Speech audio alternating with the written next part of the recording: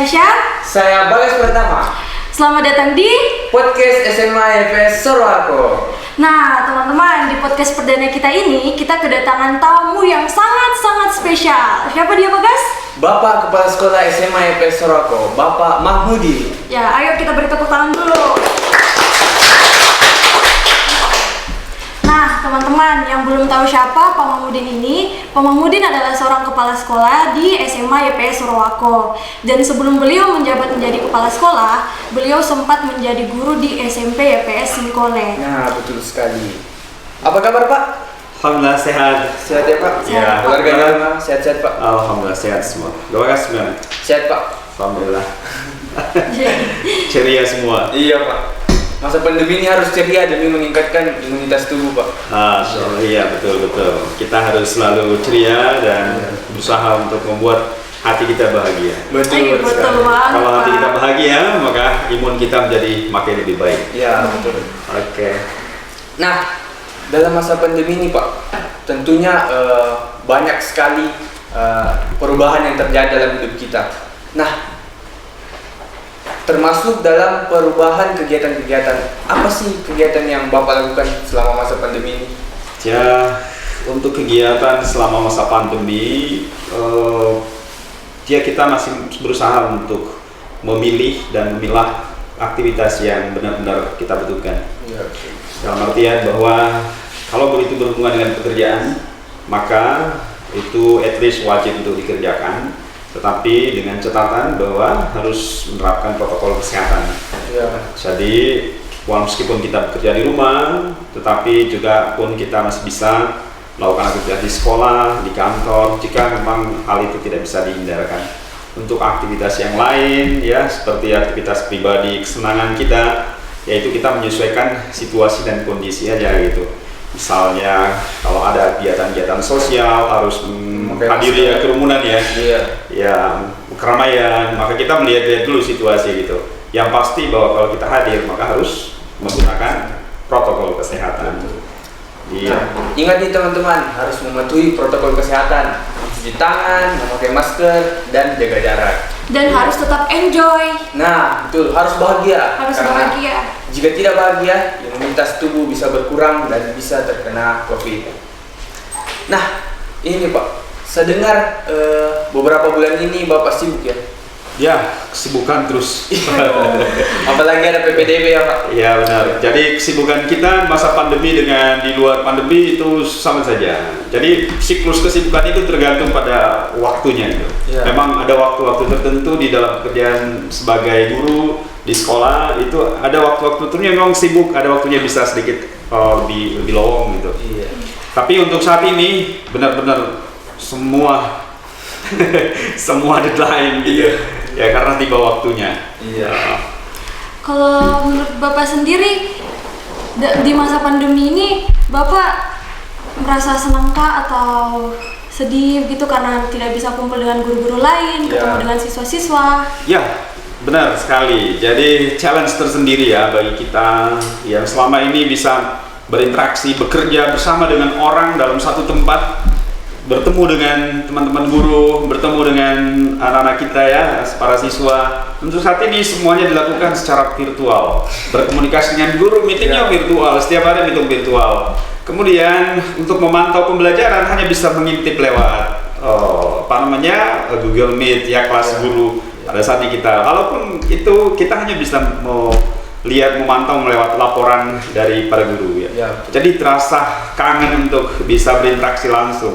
Karena bagaimanapun berinteraksi secara langsung itu nilainya lebih bagus karena chemistry kita bisa terbentuk. Tapi sekarang yang kelas 10 belum pernah ketemu. Iya betul. Jadi udah tahu ketemu di jalan, ketemu di mana gitu. Kita nggak tahu ini murid SMA IPS atau bukan sih. Begitu pula mereka, ini nggak tahu ini yang guru saya tuh bukan ini kepala sekolah saya gitu. Ya mereka nggak kenal siapa kita gitu. Iya Pak. Bahkan ada seorang siswa yang pernah datang ke sekolah. Dia bertanya, ada Pak Fadli, padahal dia sedang berbicara dengan Pak Fadli sendiri. Iya benar. Tapi saya rasa di masa pandemi ini justru ajang kita untuk lebih dekat ke keluarga, saya rasa Pak. Iya sih, benar sekali bahwa hampir 24 jam waktu kita bersama keluarga. Jadi benar-benar merasakan detik demi detik itu bersama dengan keluarga. Cuman efek sampingnya tuh jenuh juga kalau kita selalu sama-sama terus itu. Karena semua aktivitasnya itu kemudian terpantau ya. Akhirnya ketika ada masalah itu potensi gesekannya itu ya itu besar sekali ya. Nah gitu. Memang kita harus pintar-pintar mengatur strateginya ya, mengelola situasi yang ada saat ini. Ya itulah hikmahnya dari situ, tapi tantangannya sekaligus. Iya betul Pak. Iya. Tapi Pak, alhamdulillah semuanya lancar ya Pak. Semuanya bisa berjalan tetap dengan sesuai harapan kita, target kita. Intinya adalah target kita ini kan apa ya, di dalam mencapai sebuah hasil ya, kita strong pada target atau hasil, tetapi kita fleksibel pada cara gitu. Iya. Gitu. Jadi hasilnya bisa kita dapat, tapi dengan cara yang berbeda. Iya. Nah, teman-teman, karena kita hari ini mau bahas visi misi SMA IPB Sorowako, sekarang kita tanya langsung ke Pak Mahmudin. Iya. Oke, silakan. Menurut Bapak, sampai sejauh mana sih keterlaksanaan visi misi sekolah kita ini di masa pandemi ini? Ya, tentang tercapaian visi dan misi sekolah ya. Nah, yang pasti bahwa visi sekolah itu sudah ditentukan ya di awal tahun pelajaran. Kita sudah tetapkan bahwa visi kita adalah untuk membentuk insan yang berkarakter unggul, berdaya literasi tinggi, memiliki kompetensi global dan mencintai lingkungan. Jadi 4 poin itu ya yang kita ingin bentuk pada setiap diri peserta didik kita. Nah, lalu kemudian untuk bisa mengetahui apakah ini tercapai atau tidak, atau seperti apa tercapainya, kan ini harus memerlukan instrumen khusus ya untuk mengukur. Tetapi yang kita bisa jabarkan dalam hal ini adalah seperti apa upaya yang dilakukan oleh sekolah untuk mencapai itu. Nah, gitu. Nah, karakter unggul yang kita maksud di dalam visi kita itu adalah siswa kita memiliki karakter yang kuat ya, bisa beradaptasi dengan segala situasi yang ada, dengan setiap perubahan yang ada yang terjadi setiap saat. Itu anak-anak kita ya, siswa kita itu bisa beradaptasi, bisa menyesuaikan diri, bisa survive. Nah, apa yang menjadi kebutuhan pada saat era yang dimana dia berada, dia bisa menyesuaikan gitu. Artinya bahwa anak-anak kita saat ini, kita berada pada zaman teknologi saat ini. Nah, kebutuhan yang kita miliki ya, kalau tidak di backup dengan karakter yang kuat, maka kita semua akan terombang-ambing dengan situasi itu. Misalnya tentang poin tentang kejujuran.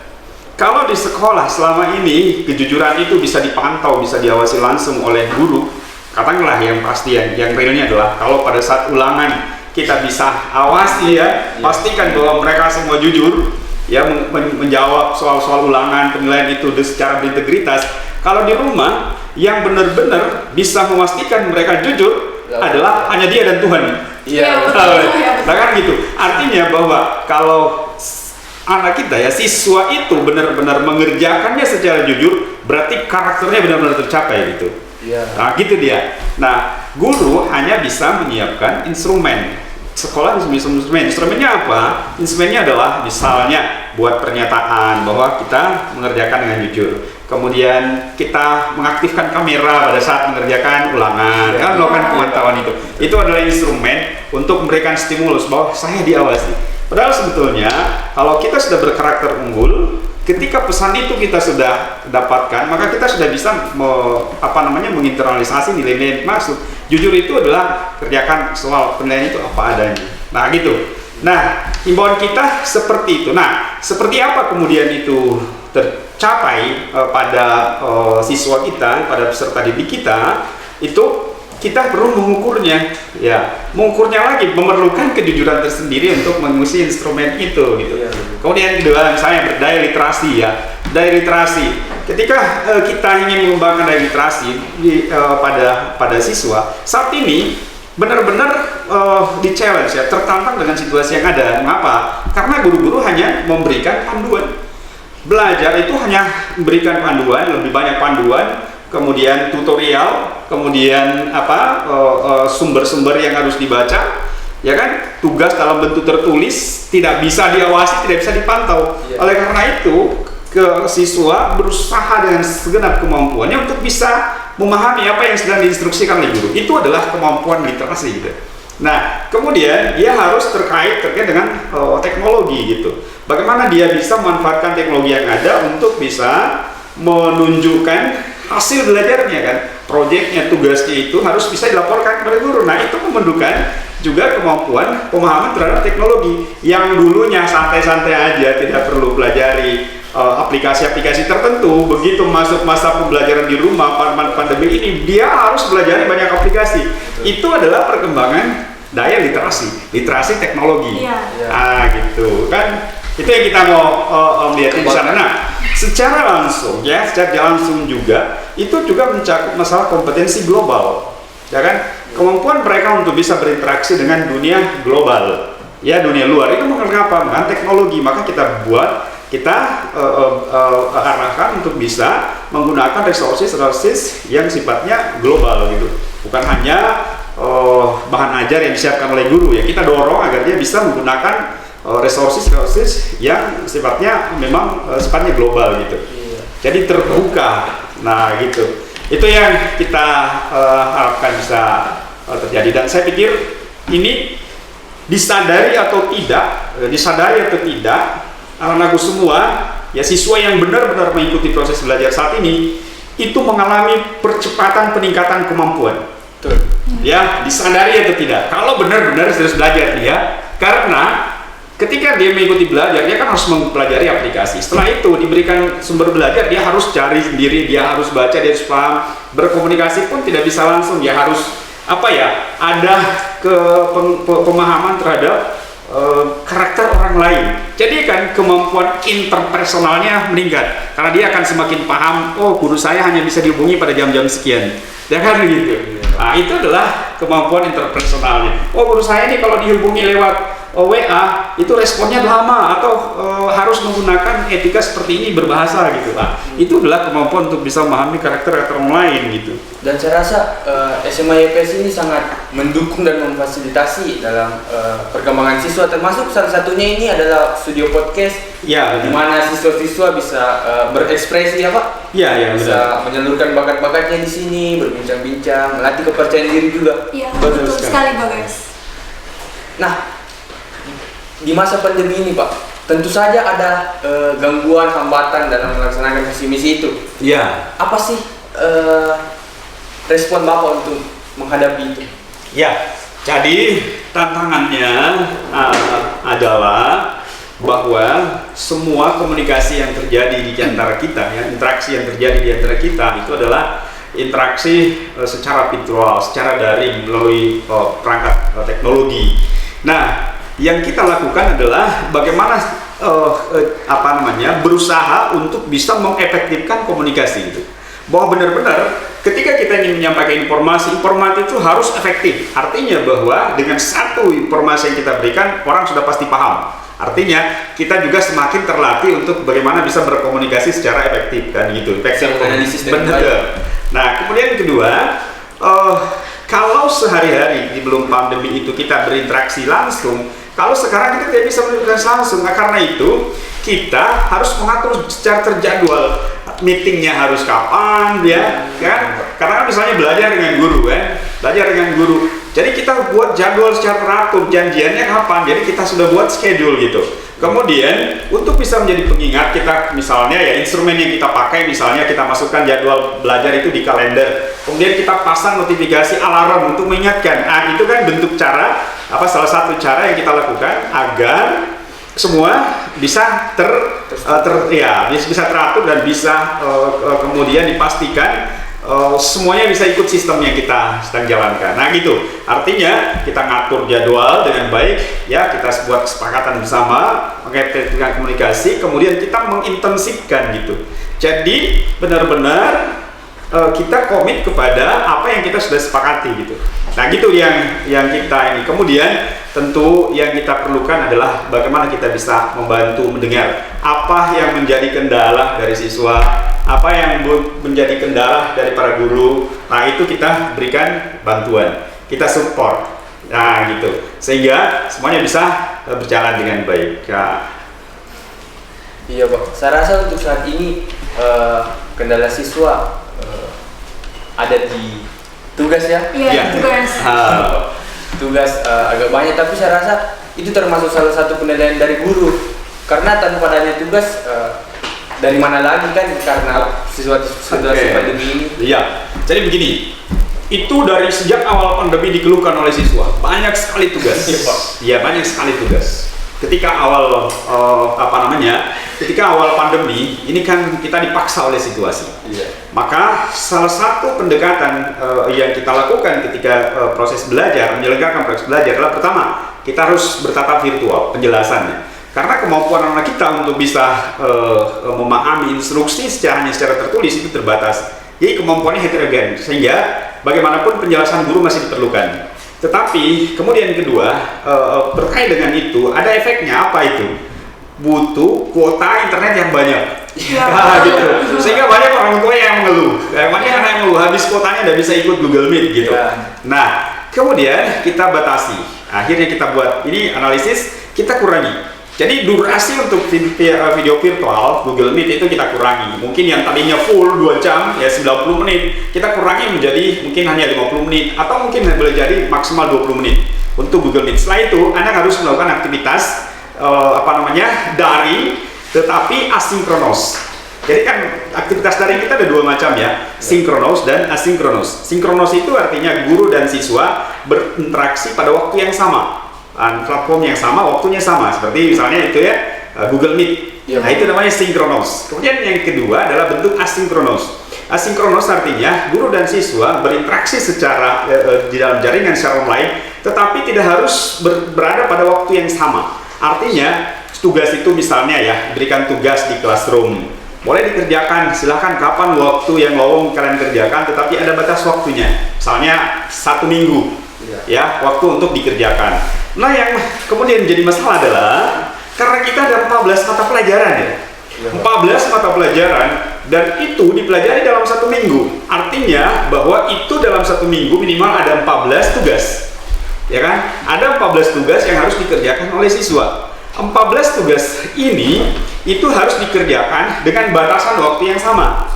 Nah, kemudian di mana masalahnya? Masalahnya adalah sebetulnya begini. Ketika pembelajaran tatap muka sebetulnya tugas yang kita pelajari itu lebih dari 14. Iya, betul. Tetapi kita enjoy saja. Mengapa? Karena kita ada bisa berinteraksi dengan teman-teman sambil bercanda sambil kerjakan atau kerjakannya beramai-ramai gitu. Nah, kemudian ketika ada masalah langsung dibimbing oleh guru. Jadi masalah selesai, tidak dibawa pulang. Walaupun juga banyak yang bawa pulang tugasnya, tidak selesaikan gitu. Tetapi kenapa tidak menjadi masalah? Karena pertemuan berikutnya atau di rumah bisa kita selesaikan. Pertemuan berikutnya kita tinggal serahkan. Tetapi ketika pandemi, semua masalah itu tugas itu 14 itu benar-benar sendirian, ya kan? Kamu masuk di classroom dan itu masuk di akun kita masing-masing. Ini 14 tugas sendirian saya hadapi. Minta bantuan sama teman terbatas juga kan, interaksinya juga online. Nah, iya, sehingga dianggaplah bahwa terlalu banyak tugas, padahal tugasnya sudah minimal itu. Karena oleh guru juga kami berikan batasan, kami beri batasi. Jadi kita harus perkirakan bahwa tugas itu harus diselesaikan dalam durasi 90 menit. Kalau misalnya satu mata pelajaran 90 menit waktunya untuk belajar pada dalam 1 hari itu, maka kalau ada Google Meet dan ada tugas-tugas itu harus bisa selesai sebelum 90 menit. Tetapi kalaupun tidak diselesaikan, boleh berikan tentang waktu ya, karena keterbatasan kemampuan anak untuk selesaikan tugasnya, boleh tapi maksimal 1 minggu. Sebelum masuk pertemuan berikutnya, tugas itu harus sudah harus selesai. Kenapa? Karena kalau tidak menjadi 28 tugasnya. Kan gitu. Jadi kemudian kita analisis, ternyata banyaknya tugas yang numpuk itu disebabkan bukan karena banyaknya tugas dan beratnya tugas, tetapi pengelolaan tugas oleh siswa itu yang tidak dilakukan secara baik. Manajemen tugas, manajemen waktunya ditunda-tunda, akhirnya apa? Numpuk di deadline. Begadang sampai tengah malam, orang tuanya bilang dia sedang kerja tugas, proteslah ke sekolah, terlalu banyak tugas, anak harus begadang selesaikan, padahal sebetulnya tugas harusnya selesai kemarin-kemarin gitu. Nah, gitu dia. Nah, artinya bahwa kita lagi diminta untuk bisa membantu siswa bagaimana mengelola tugas-tugas itu, mengelola waktu dengan baik. Gitu. Jadi kami pastikan bahwa waktu main siswa tidak boleh diganggu. Waktu istirahat siswa tidak boleh diganggu. Oleh karena itu di awal kita belajar sampai jam 2:30 sampai jam 3 ya. Ya. Iya Pak. Iya, waktu Iya. awal. Kemudian setelah itu kita revisi, ya. Setelah itu kita revisi di awal tahun pelajaran baru kita revisi sampai jam 12 saja. Paling lama sampai 12:30. Ya kan? Kita kurangi durasinya. Tadinya 2-3 mata pelajaran satu hari, kemudian kita kurangi 2 pelajaran per hari. Itu pun ternyata masih berat. Loh, kalau sudah seperti itu, yang seperti apa? Ya harus terang. Nah, hari intinya adalah itu tantangannya memang ya. Iya, Pak. Tapi kan namanya curhat kan. Curhat. Curhat namanya kan. Keluhan-keluhan itu sifatnya curhat, Iya. bukan tidak bisa diikuti. Tetapi namanya juga sedang kita ada apa namanya ya? Penyesuaian. Iya, penyesuaian dengan situasi ini, belum terbiasa dengan situasi ini, ya curhat kan ada apa-apa, bukan protes, ya kan? Cuman dia lagi curhat, namanya curhat harus didengar. Iya, Pak. Kan begitu. Kemudian kita berusaha memberikan empati untuk bisa membantu. Iya. Nah, gitu. Dengar nih teman-teman. Jadi harus menyelesaikan tugas itu tepat waktu. Jangan ditunda-tunda terus. Iya. Kadang nih ada yang bilang belum deadline-nya, jadi nanti aja saya lakukan. Nah itu tidak boleh, harus diselesaikan hari itu juga. Iya, betul. Kalau Bagas sendiri bagaimana dengan tugas-tugasnya? Kadang-kadang Kadang-kadang. Biasalah. ya biasa lagi malas. Benar. Nah ini Pak, saat ini kan kita lihat bahwa SMA YPS tidak hanya berfokus pada pengembangan akademik saja. Iya, iya. Pasti ada pengembangan ekstrakurikuler ya, seperti itu. Nah, hal ini terasa saat Bapak menjabat sebagai kepala sekolah dan ada beberapa testimoni dari beberapa alumni SMA YPS Sorako dan mereka tanda kutip mereka menyesal Bapak menjabat setelah mereka lulus. Nah, Oh, iya. apa sih respon positif Bapak dalam menanggapi hal tersebut? Iya, jadi begini ya, belajar itu kan salah satunya adalah akademik ya. Iya. Jadi akademik itu hanya salah satu mode belajarnya, aspek belajar. Tetapi banyak aspek belajar yang lain ya, aspek belajar yang non akademik, misalnya ekstrakurikuler. Nah itu juga ada belajar. Iya. Ya, itu ada belajar. Belajarnya di mana? Ya itu belajar untuk bisa mengenali diri, kemampuan diri, kemudian belajar sehingga kita harus mengembangkan kemampuan kita. Nah, ketika kemampuan kita itu kemudian tersalur, kemudian ada pengakuan dari orang lain, pengakuan sosial bahwa kita punya kemampuan, maka di situ muncul kepercayaan diri. Nah, ketika kepercayaan diri itu muncul, konsep diri itu menjadi makin baik, maka kita akan semakin tersugesti atau terstimulasi untuk bisa mengembangkan terus kemampuan kita dalam hal yang lain gitu. Ya kan, ada kepercayaan dirinya di dalam belajar akademik ya, mata pelajaran gitu maksudnya. Nah, oleh karena itu anak-anak usia-usia seperti saat ini kan memiliki energi yang sangat besar.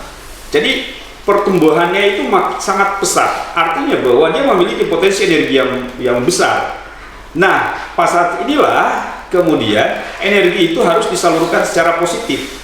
Ya ada yang mungkin sangat berfokus pada hal akademik, tetapi juga banyak yang memiliki potensi atau kemampuan yang perlu disalurkan untuk hal yang non akademik. Nah inilah yang kita coba tangkap. Tetapi syaratnya adalah semua jalur-jalur pengembangan itu harus bisa saling mensupport. Ya, seimbang Itu. Jadi kalau ingin berprestasi atau ingin mengembangkan kemampuan ekstrakurikulernya, kemampuan dirinya ya melalui jalur ekstrakurikuler, akademik tidak boleh tercecer.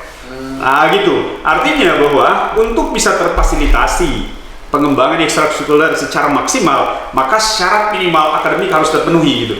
Jadi jangan sampai tersalur ekstrakurikulernya, akademiknya kedodoran gitu. Kita tidak mau seperti itu. Ya, betul. Nah, kita mau semuanya berjalan beriringan. Mengapa? Karena bagaimanapun hebatnya kita, kalau akademiknya tidak terpenuhi, ya itu kan menjadi tidak balance kita punya kan?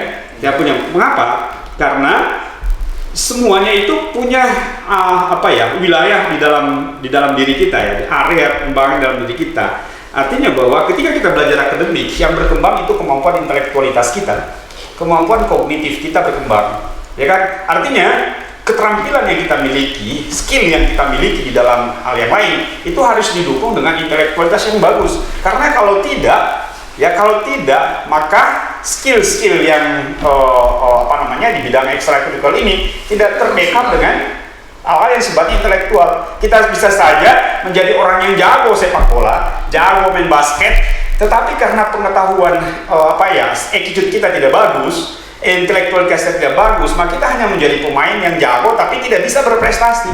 Mengapa? Tidak berkembang kecerdasannya itu. Nah, itu ya. Jadi kecerdasan ini harus dibawa ke dalam lapangan gitu. Ya, kecerdasan akademik mata pelajaran di kelas dibawa di basket, dibawa di badminton, dibawa di sepak bola, dibawa dimanapun ya. Itu yang kita mau saling mensupport. Dan kan gitu, cerdas di lapangan gitu. Ya bukan sekedar jago saja, tapi kejagoannya tidak bisa dimanfaatkan secara maksimal. Kenapa tidak di backup dengan kecerdasan akademik yang bagus ya? Ya. Jadi buat teman-teman SMA IPS Sorago nih, ada yang ingin seperti tahun lalu Pak, ada IBB. Ya benar. Nah, ya kita support dulu. Ya, tapi syaratnya itu juga pemainnya harus nilainya harus di atas KKM. Harus minimal mencapai KKM semua. Iya. Kemudian tidak boleh melakukan pelanggaran disiplin. Ya betul. Iya gitu. Kenapa? Karena ini dibentuk ya. Ini adalah cara kita ingin membentuk sikap-sikap sportivitas, sifat-sifat jiwa seorang atlet. Bagaimana mungkin kamu bisa disiplin di dalam lapangan, sementara disiplin terhadap peraturan sekolah tidak bisa? Ya, maka dibentuklah dia kedisiplinannya untuk peraturan pertandingan dengan melalui peraturan sekolah gitu. Nah gitu. Dan itu juga bisa sebagai contoh untuk siswa-siswa. Benar, itu juga menjadi contoh. Artinya benar-benar menjadi teladan bagi yang lain dan bisa menginspirasi yang lain. Nah gitu. Jadi yang lain akan termotivasi bahwa saya ingin menjadi seperti dia, pemain bola, pemain basket. Betul. Nah, jadi harus saya juga ikuti kemampuannya dalam sekolah dan lain-lain. Benar sekali. Nah, efeknya apa? Nah, sekarang kita sudah kita sudah melihat kakak kelas kalian itu berprestasi di bidang taekwondo sampai kejuaraan internasional. Berapa kali kejuaraan nasional, Jami dibilang kalau kejuaraan yang sifatnya regional. Ya, dan dengan syarat akademik yang terpenuhi, akhirnya sekarang diterima bebas tes untuk jalur penerimaan bibit unggul. Ya kan, bibit unggul prestasi Universitas Diponegoro. Wow. Itu kan Ahmad Aiskal kan. Iya. Nah, itu salah satu bukti bahwa mereka dengan prestasi ekstrakurikuler dibarengi dengan akademik yang bagus, maka dia bisa masuk lewat jalur bibit unggul prestasi gitu. Nah, gitu yang kita mau. Dan inilah akan menjadi contoh bagi yang lain itu. Silahkan. Mengapa itu kemudian kita perlakukan? Kan sebetulnya begini ya. Ketika mereka mengikuti event-event di luar sekolah, untuk persiapannya kan butuh waktu fokus. Kita tidak mau membebani mereka dengan pelajaran. Kita lepaskan dia dari pelajaran. Dan kedua, ketika mereka ikut di event itu, dia akan tinggalkan sekolah. Ya kan? Dia akan tinggalkan pelajaran. Iya. Nah, kalau dia memiliki kemampuan ketertinggalan di bidang akademik, pulang setengah mati banyak tugas yang numpuk. Ya kan gitu. Banyak ketinggalannya, susah ngejarnya gitu.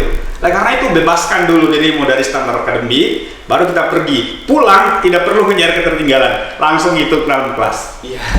Jadi bonusnya adalah tidak perlu kerjakan, ya kan, tugas-tugas yang tertinggal. Iya. Karena sudah kerjakan sebelumnya. Iya. Jadi gitu. Jadi selama mengikuti event, fokus ke event, bawa prestasi pulang semaksimal mungkin yang bisa dapat. Jadi bonusnya dari sekolah tidak perlu kerjakan tugas yang kau tinggalkan. Jadi gitu. Nah, ini Pak, kan SMA IPS sudah terkenal nih dalam permainan bola basket, banyak membawa juara, permainan bulu tangkis, taekwondo dan lain-lain. Nah, kan kedepannya ini kita tidak tahu ya Isa. Iya. Ada salah satu ekstrakurikuler baru, e-sport Pak. Ya. Nah, bagaimana tanggapannya Pak? Saya sangat support dengan itu. Bahkan saya ketika itu kemudian disampaikan, saya langsung menyatakan fasilitasi, kita dukung. Eventnya carikan event manapun kita akan ikutkan. Iya. Karena kan event e-sport itu tidak perlu harus hadir kan? Iya. Dia hanya memerlukan registrasi, kemudian ikutnya dimanapun posisinya kan namanya e-sport. Jadi online ya. Jadi kita support dan termasuk itu kemarin di perjalanan pandemi itu kita ikutkan e-sport, kita rekrut, seleksi sekarang juga siapa siswa yang mau ikut kemudian carikan event, penuhi syaratnya. Ternyata apa? Anak-anak yang berminat dalam e-sport selama ini, yang berguru dalam e-sport, mereka yang tertinggal secara akademik. Ya. Tetapi kemudian dengan persyaratan yang kita buat, akhirnya beberapa di antara mereka yang berhasil, ya benar-benar punya kemauan kuat untuk itu, berhasil menyelesaikan tunggakan akademiknya dan bisa berlaga di event e-sport, ya kan? Walaupun belum bisa berprestasi, tapi setidaknya Kita sudah kita sudah support dan kita tunjukkan bahwa kalau kamu benar-benar serius, kita akan fasilitasi. Tetapi ya dengan catatan bahwa ada kriteria yang harus dia dipenuhi. Nah, gitu. Itu artinya bahwa untuk mendapatkan satu kesempatan, ya kan, untuk bisa meraih satu kesempatan, maka dia harus memenuhi syarat gitu. Nah, ketika dia mendapatkan sesuatu, dia harus memberikan sesuatu juga kan. Nah, gitu. Artinya apa yang sebetulnya diberikan kepada sekolah semata-mata itu kembali kepada mereka sendiri kan. Ya, betul. Ya kan, dengan dia berusaha untuk memenuhi persyaratannya untuk itu event, maka secara langsung adalah dia membebaskan dirinya dari masalah kan gitu, masalah belajar ya kan, masalah akademik. Jadi kita suruh kalaupun ada jenis-jenis ekskul baru yang lain ya, yang lebih milenial, silakan, kita akan bantu, kita fasilitasi ya, selama memang itu menjadi kebutuhan kita. Betul. Jadi gitu. Nah, buat teman-teman yang mau ikut lomba, ikut sebanyak-banyaknya. Apalagi ini masa pandemi ya, Pak. Iya, Ada benar. lomba Banyak online, sekali banyak peluang sekali. untuk Iya. ikut. Ada di Banyak media ya. sosial, silakan Iya. ikut. Tapi ingat, persyaratannya harus memenuhi kriteria akademik. Iya. Jadi harus seimbang supaya bisa berprestasi dengan baik. Aisyah ini, Pak, saya dengar-dengar bisa menyanyi, Pak. Oh iya, Bisa masak juga, Pak. boleh lah. Boleh Terima lah. kasih. Ikut Indonesia Idol sama Master Chef. Kita bisa ikutkan di namanya Gita Bahana Nusantara. Ya, oh iya bisa, Pak. Supaya bisa ikut menjadi paduan suara di upacara 17 Agustus di Istana Presiden. Tolong Alumni supportnya, SMA Pak. Pernah ya? Pernah. Jadi anaknya Walinus ya, Maria Estela itu pernah ikut mewakili Sulawesi Selatan di Istana Negara. Ya, wah. Ya, di Gita Bahana Nusantara. Kita emang Nusantara nih. Buat teman-teman mungkin udah lama lagi 17 Agustus Iya. mungkin bisa Iya. latihan suara. Jadi Mungkin juga nanti ada banyak lomba-lomba. banyak ya, banyak. Jadi begini, Pak Gas. Ya, jadi kami men-challenge kepada semua siswa, ya, temukanlah panggung kalian. Iya. Ya, kalau tidak ada panggung yang dibuatkan oleh sekolah, maka cari panggung kalian dan sekolah akan support.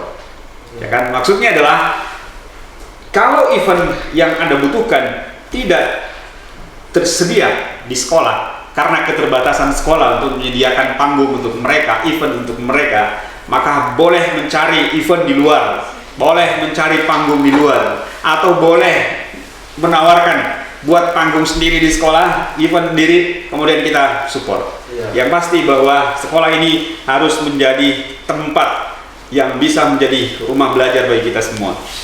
Kan gitu. Iya, betul. Semuanya harus merasa nyaman di sekolah ini dan semua harus terfasilitasi pertumbuhan dan perkembangannya. Iya. Betul sekali.